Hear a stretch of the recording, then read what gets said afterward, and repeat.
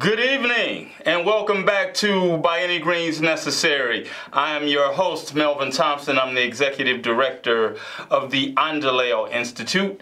Endeleo is the Swahili word for progress, growth, and development. We are the nonprofit arm of the Trinity United Church of Christ, located in the beautiful Washington Heights community on the far south side. Our church is located at 400 West 95th Street, and we are actually supporting our church's farmers market, which takes place every Saturday morning from 8 a.m. to 1 p.m. at the corner of 95th and Normal.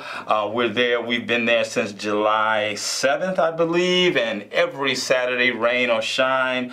Last week we had temperatures climbing up above 90, and it was quite warm out there, but we still got a really strong contingent of people shopping and getting their food and their healthy food and vegetables. And it's watermelon season, so if you're looking for the sweetest watermelon on the south side, you got to come see Mr. Barker, because he told me himself that watermelon will be ready this Saturday along with that sweet corn and everything else. So if you're interested and you like watermelon like I do, sweet watermelon from Pembroke, Illinois, grown by black farmers, make sure you're there, and you're there early, because by 10 o'clock you're probably out of luck. So our phone number here is 312-738-1060. That's 312-738-1060. I'm going to talk about a couple of things today. Of course, our farmers market is our primary reason for By Any Means Necessary. We're all about a healthy palate and a healthy lifestyle, not just every 3 months eating fruits and vegetables, but really focusing on a lifestyle of integrating healthy fruits and vegetables into your regular diet so that it becomes a lifestyle. It is the most preventable way to stay away from the chronic illnesses that we in the African American community tend to be afflicted by. I mean, hypertension, high blood pressure, diabetes, stroke, all of these things, that a healthier diet is more conducive to a healthier lifestyle. Getting out, walking, exercising, just, the exercising of your limbs. I mean, that's part and parcel to a healthy lifestyle, and when you combine it, with good things that you're putting in your body, then good things will happen, and you tend to avoid the things that land you in the hospital and on medications that you typically, seemingly endless medications your whole life. And so it begins with, like we say, a plant-based diet, eating things that come from the earth, the things that God created. And so just something to give you a taste. And I know the last time we were here, we had Dr. Mason on the show, and he was talking about appetite deserts, and I just love that term, because appetite deserts really refer to the lack of an appetite for a certain thing. And I think in our communities, because we have, so much processed food and hot, fast food restaurants and just unhealthy things to eat, even in our corner stores, that there's not an appetite for the kinds of things that we need in order for us to have long-lasting lives and productive, illness-free lives to as much as an extent as we possibly can. And so we need to develop an appetite for healthy food. That's plain and simple. So, if you agree with that, then hopefully some of the things that I allude to will be helpful to you. One of the things that we have going on, and I talk about our library all the time, the Woodson Library, that we help spearhead a community-led restoration of that library, the Carter G. Woodson Library at 95th and Halsted. If you haven't been there, you're really missing it. As an executive director for the last couple of weeks, I've had I don't know how many, almost double-digit presentations and tours of the library, because everyone that we're affiliated with, all of our partners, want to come out and experience this wonderful new regional library. And so we're really excited about that. And one of the aspects that I show them at the library is what we find and what we've had established in the children's library, and it's called a growing tower. And I wish I had brought a picture, and I'll bring a picture of it next week. But a growing tower is really like a hydroponic plant tower that a young lady brought to us. One of our vendors at the farmers market has been really adamant about introducing this to our community, and after some time and some favorable grants, we were able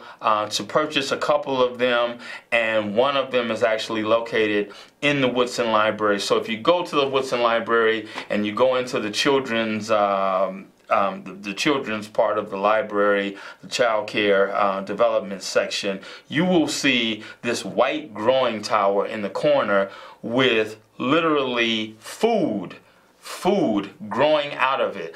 I mean, chard, arugula, I think some collard greens, a number of different things that started out with these really tiny seeds that were planted by young people. And so this thing is actually a technological device that, really waters itself periodically.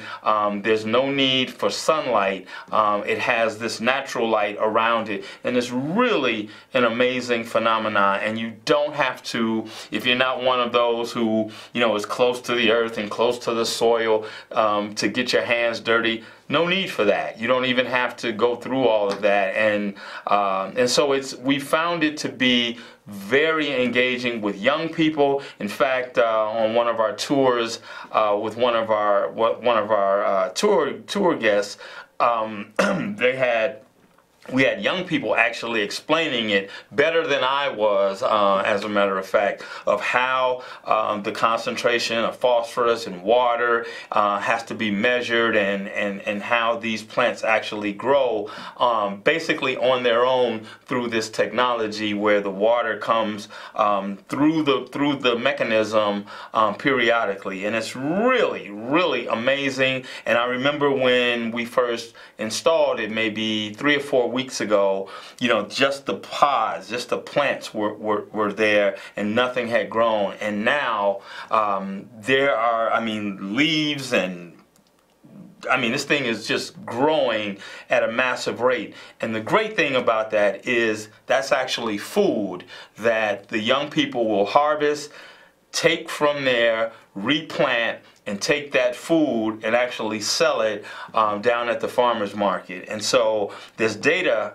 that's out here in Chicago, particularly in our public schools, that says when young people grow their own food, they tend to eat it. And that is really exciting for us at Endeleo, because we're trying to find pathways to getting people to create those appetites, right, for healthy food. And so, parents and older people tend to follow, what their children are doing. And so if this can be introduced, at a young age, and hopefully we can start having these growing towers installed in the homes, because that's actually taking place right now across the country in small communities right now. And so we really want to promote this even more, and just having this in a public library that 26,000 people per month visit is only going to get more and more exposure. And when people see these wild things coming out of this actual machine, the curiosity is going to build, and then that will be perhaps the precursor to folks seeing that, hey, I can grow things in my own home year round.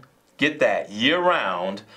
Eat this healthy food and live a better life, and maybe start to mitigate the need for medication. So it just shows you when technology is used in the right way, how it can actually impact communities, particularly communities like Washington Heights and the far south side in Roseland, where you have a dearth of healthy food and restaurants that are serving you, really healthy food that's good for the body and the soul. And so we hope that this is a pathway. I understand that there's a growing tower actually at our church at Trinity. I have not seen it yet, but that's where the other one that we invested in is at Trinity. So if you got any questions about, or if you know more than I do, which is probably a really easy situation, if you know anything about this, give us a call at 312-738-1060, because I'm really excited about it, and the young lady that introduced it to me wants to partner with Endeleo to begin to basically market these to the community and get the community excited about it. She related a story to me on Friday about an elderly woman who came to the farmer's market, saw the demonstration of the growing tower, went back home and got the money in cash to pay for one, and she had kind of jumped the gun a little bit, because there's a different methodology of how you actually purchase these. And if you give us a call at 188-ENDELEO, we can explain to you the process of actually acquiring one. But I was just excited that a senior who was probably close to 70 years old was interested in having something like a growing tower in their own home where they could actually produce healthy foods, because we know that people that are on a fixed income, not just the elderly, but especially our elderly are on fixed incomes, and maybe the price of healthy food might exceed their budgets. And so here's a much more economical way to produce your own food and get healthy at the same time. And I can tell you, as a deacon of the church, I do a lot of sick and shut-in visits, and when I visit folks in our community and I see a table with 30 or 40 bottles of medication, it's really a sad situation. And I know that we're taking medication because of the the after effects of some other medication, and so it becomes a cycle that you just can't seem to get out of. And I think when we start eating better, that we can start to reduce and see some of those side effects start to lessen. And so we really are excited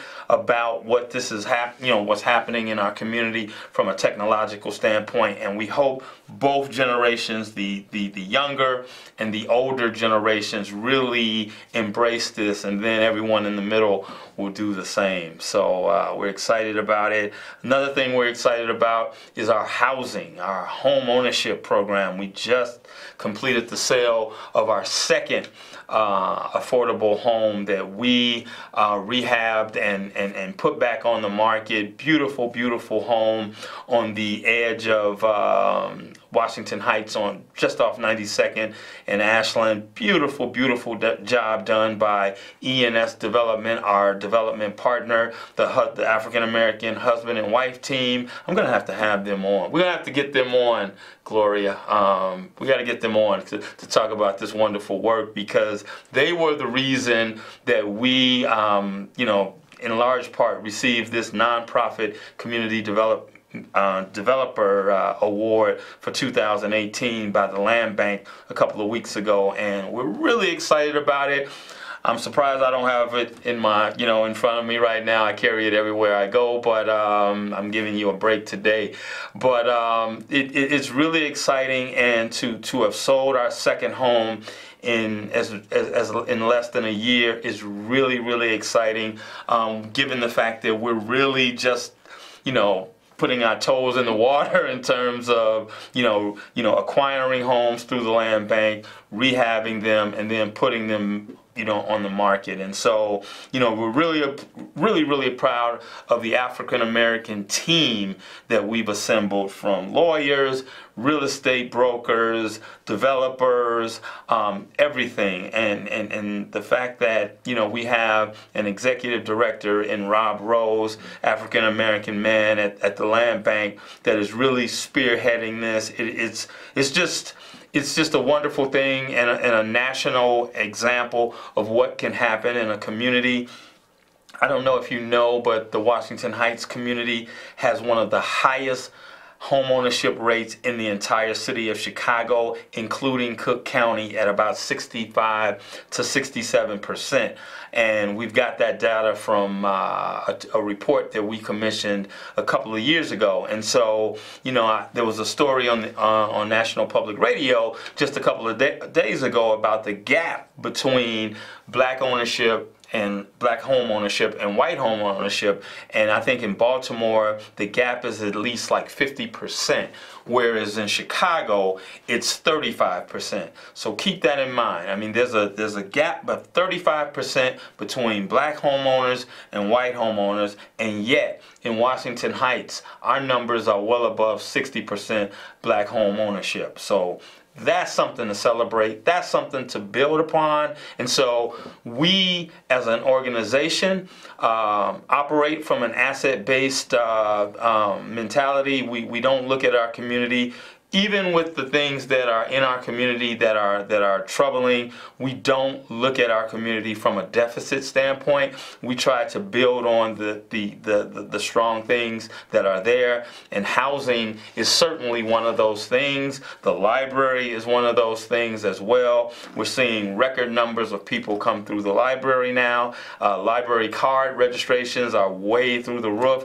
It's very difficult to get a conference room at the library now because all of these community-centered activities are going on. The auditorium that we have that most libraries do not have is packed. And so we're just excited about all the things that are going on. And so we're building on a foundation of all the strong things that are already there. And so I'd like for you to know that this Saturday, we're going to be talking about those community assets from a neighborhood business development opportunity, because one of those other strong assets in our community is our transit station, meaning the 95th Street rail line station. And I want to show you a copy of the flyer if I can work the system. Yeah, there it is right there. So that is a flyer for our latest community visioning session that's going to take place this Saturday from 10 a.m. to 1 p.m. at the Woodson Library in the auditorium, the same auditorium that I just mentioned. And so we're going to be doing that, and we're going to be talking about the neighborhood business opportunities in and around the Red Line station at 95th and the Dan Ryan. So if you have an idea, just the inkling of an idea of a business that you'd like to start, that you'd like to expand, something maybe that's going on in your home that you want to, really expand and build upon, then this meeting is for you, because the canvas is virtually blank along the 95th Street corridor, particularly between 95th and the Dan Ryan and Wentworth. So this is your opportunity to actually come out and hear a number of different speakers that will be interdispersed in the audience, folks from the city of Chicago that will be talking about, what's in the Department of Planning's toolbox, if you should have an idea about a business and what the incentives are that the city can offer you in terms of a business. And we really, I'd be remiss not to mention that we're really seeking African American, black-owned businesses. We are in very, very short supply, and so we would love to see the corridor be inundated with the kind of things that we are looking for in our community. A dry cleaner, a small cafe, whatever you think that could be used in our community, we need it, because the same report that I was talking about excuse me, that we commissioned in 2016 says that we are actually, and they use the word leaking, so we're losing business is leaking out of our community at a rate of $198 million per year. So think about it. A community that's strong in home ownership is taking its dollars out of the community because there's a lack of investment along the corridor from a business standpoint. So what we've done by default is we've begun this process, and it happened many years ago, where we have gotten used to getting in our cars and driving outside of our neighborhoods to buy the things that we want. And I mean, it's not anyone's fault, but there's a systemic issue that we're dealing with here, and it's disinvestment. And so we want to spark and be the catalyst for investment in this community along this corridor with this strong home ownership base, with these entities that are in our community, the strong library, strong churches, you know, not just Trinity, but St. James and the Lutheran churches and the Baptist churches that are in our community. Chicago State has this really strong new president that's coming in. So there's a lot to talk about. It's a lot to be excited about. And we really think that we're going to get an avalanche of businesses that are going to flock to our community. But we want these to be, you know, the right businesses, health promoting businesses that are, you know, conducive to the health outcomes that we're looking for. And so we really urge you, you know, if all possible, if you can't make it, please send someone to this business development meeting. The CTA is going to be there to talk about updates around the ongoing $300 million station renovation. And then there'll also be a couple of retail opportunities within the station. So please, you know, if you've got a good mind for a business that may not exist, or a business that possibly does exist that you might want to see, there's going to be a procedure and an application process for setting up a business inside of the CTA station. So the representatives from CTA will be there to talk about that, along with people from the planning department. And then this whole thing about transit-oriented development, which is simply, in layman's terms, development in and around the station within about a 4-block radius. That's all it is, nothing really complicated. And if you've ever seen rail stations on the other side of town, on the north side, or maybe the near west loop, you've seen condominiums and Starbucks and coffee shops and you name it, in and around those stations, because it's really conducive to the folks that board those trains. And because the Red Line is one of the busiest stations in the city, there's ample opportunity to create economic development and commerce in and around that station. And so, you know, this is just a wonderful time to be in Washington Heights. And so, you know, I can't say enough about the opportunity. We complain about oftentimes not having access to capital, not having access to opportunities. And here we are in an area where there's virtually a blank canvas that we can start to paint ourselves. And so we're really looking forward to, you know, growing our farmers market into an all-day, year-round place and a market, perhaps a co-op market. So we're really excited about the possibilities. We've planted the seeds with growing towers and farmers markets and home ownership and all these wonderful things, the library, transit.